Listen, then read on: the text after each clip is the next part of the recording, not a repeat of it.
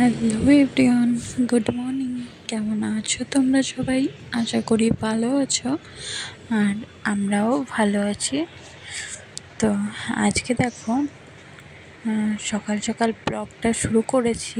আর আজকে তোমাদেরকে শুধুমাত্র সারাদিনের রান্নাবান্নার ভিডিওই আমি তোমাদের সঙ্গে শেয়ার করব। তো দেখো, এখন সকালবেলা চলে এসেছি রান্নাঘরে, এসে আটাটা মেখেছিলাম, তারপরে এখানে স্ল্যাবের উপর মাখছিলাম। তো একটু আটাটা নরম হয়ে গেছিলো, সেই জন্য আর একটু আটা দিয়ে, শুকনো আটা দিয়ে আটাটা মেখে নিচ্ছিলাম। আর আটাটা মেখে নেওয়ার পরে রুটি করব আর তরকারি করব। আজকে সকালবেলা ডিমের তরকারি করব। একদিকে ডিম আলু সিদ্ধ বসিয়ে দিয়েছি,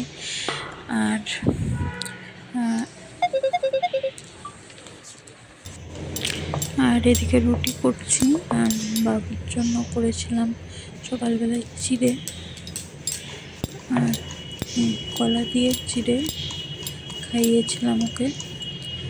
আর আমাদের জন্য রুটি, ডিমের তরকারি এসবই করছিলাম। তারপর আবার বাবুকে খাইয়ে দেই।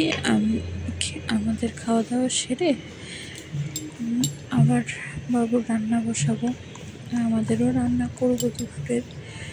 তো আজকে টুকটাক বেশি কিছু রান্না করিনি, টুকটাকই সব রান্না করেছিলাম, সেগুলোই তোমাদের সঙ্গে শেয়ার করব। দেখো, আর সকালবেলা রুটি তরকারি খেলে একটু মিষ্টি মিষ্টি কিছু না হলে ভালো লাগে না। তাই বরকে বললাম যে আজকে একটু সুজির হালুয়া করি, তাহলে একটু মিষ্টি মিষ্টি হবে, খাওয়া যাবে, ভালো লাগবে। তো বললো ঠিক আছে কর। সেই জন্য আজকে রুটি আর ডিমের তরকারি আর একটু সুজির হালুয়া সকালবেলা করছিলাম। আর সকালে বাসি কাজগুলো সেরে ফেলেছি। বাবু ঘুমোচ্ছিল, আমি ভোরবেলা উঠেছি, উঠে বাসি কাজগুলো সেরেছি। তো ও ওঠার আগে আমি চেষ্টা করি কাজগুলো সারার। যেদিন না হয় সেদিন একটু ভালোই সমস্যা হয়ে যায়, কারণ ও উঠে কান্না করবে, আর ওকে তো এখন একটু রাখা যায় না একা। তো আমার বেশ অসুবিধাই হয়, সেই জন্য আগে আগে করে ফেলি। তো দেখো, এখানে সিদ্ধ বসিয়েছিলাম, তারপরে রেডি করে নিয়েছিলাম এদিকে মশলার জন্য সবটা। আর আজকে সকাল থেকে এত কারেন্টে জ্বালাচ্ছে, কারণ সামনে পুজো আসছে, আর পুজোর জন্য রাস্তার আশেপাশে যে গাছগুলো থাকছে সেই গাছগুলো কাটাকুটির কাজ চলছে, আর সেই জন্যই কারেন্টটা অফ রাখছে। আর ওই জন্য কারেন্ট নেই। কিন্তু কি বলতো, এখন এত রোদ্দুর আর গরম যে সকাল থেকেই গরমটা ভালোই হচ্ছে ঘরে। আর সকালে কারেন্ট চলে গেছে তখন 6টার পরে, 6টা 10-15 হবে। তো বাবু সেই সময়ই উঠে গেছে, কারেন্টটাও গেছে, ও উঠে গেছে। আর কি হয়, যেহেতু আমাদের এখানে সকালেই বাজার হয়, তো আড়ত হয়, এত লোকজনের আওয়াজ থাকে, গাড়ির আওয়াজ তো থাকেই। তো ফ্যান চললে সেই বাইরে থেকে আওয়াজটা একটু কম আসে। আর জানলা দরজা তো বন্ধই রাখি সকালবেলা, বাবু ঘুমোয় যখন তখন বন্ধ রাখি, যে একটু ভালোভাবে ঘুমোতে পারবে। সেই জন্য তো তারপরে কারেন্ট চলে গেছিলো, তখন আওয়াজটাও বেশি পাচ্ছিলো, ওই জন্য বাবু উঠে গেছিলো। তো দেখো, সকালে রান্না করে খাওয়া দাওয়া সেরে এখন দুপুরে রান্না করতে এসেছি। দুপুরে আজকে সয়াবিন করলাম,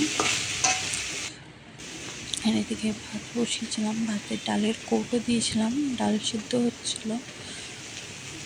আর সয়াবিনটা কষাচ্ছিলাম। তো তারপরে রাত্রে এখন রান্না হবে।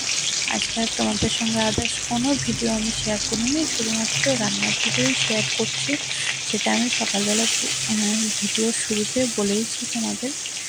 তো দেখো, আজ সন্ধ্যাবেলায় এখন পটল ভাজা বসিয়েছি।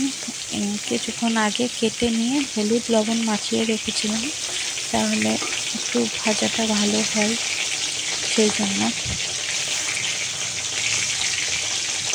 আর ডিম ভাজাও করব, তাই ডিম ভাজার জন্য আগে থেকে রেডি করে নিচ্ছি। একদিকে পটল ভাজাটা বসিয়ে তাহলে কী হবে, পটল ভাজাটা তুলে নিয়ে আমি ডিমটা ভেজে নিতে পারবো। তারপরে ডাল তো হবে, ডালটা ফোড়ন দেবো।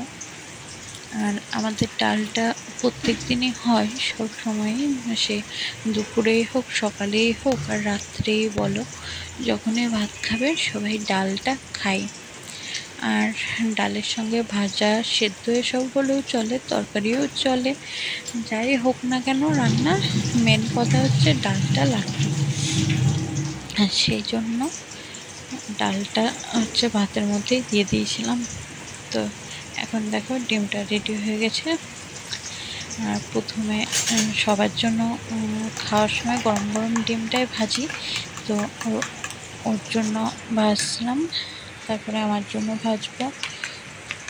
ও ডবল ডিম খাবে, সেই জন্য ডবল। আর আমার ডবল ভালো লাগে না, আমাকে যদি একটুখানিও ডিম হয় তাও আমার ভালো, আমার ডিম অতটাও ভালো লাগে না, সেই জন্য আমি সিঙ্গেল ডিমেরই অমলেট খাই। তো দেখো এখানে পটলগুলোও ভাজা হয়ে এসছে, এখন তুলে নেব। তুলে নিয়ে ওই ডিমটা দিয়ে দিয়েছি, আগের ডিমটা, তারপরে এখন আর একটা ডিম ভেঙে ভাজছি। আর আমি একটু ঝালটা বেশি খাই, ভালো লাগে, সেই জন্য আমি একটা ডিমের মধ্যে 3টে লঙ্কা দিয়েছি। তো দেখো আগের ডিমটা ভাজা ভাজা হয়ে গেছে, এটা তুলে নিয়ে ওটা দিয়ে দেবো। আর আজকে টুকটাকি রান্না করলাম, বেশি কিছু। হ্যাঁ, ডিমটা আমাদের বেশি খাওয়া হয়, আর আমাদের মাছটা একদমই কম খাওয়া হয়, কারণ আমাদের বাড়িতে সবাই মাছ খায় না। এখন ছেলেকে খাওয়াই একটু আধটু, সব রকম মাছ তো ওকে খাওয়ানো যায় না, তো বাবুকে খাওয়াই, আর আমি খাই, আর মা খাই, তাছাড়া বাড়িতে কেউ মাছ খায় না, ওই জন্য আমাদের বাড়িতে মাছটা কম হয়। ডিমটা একটু হয় বেশি, আর মাংস হয়। আর মাংসটাও সবাই খায় না যদিও, তবুও মাংসটা 4 জনে খাই। তো এই হচ্ছে ব্যাপার, আর কি বলবো। তো আজকের ব্লগটা এখানেই শেষ করব। ভালো থেকো, সুস্থ থেকো।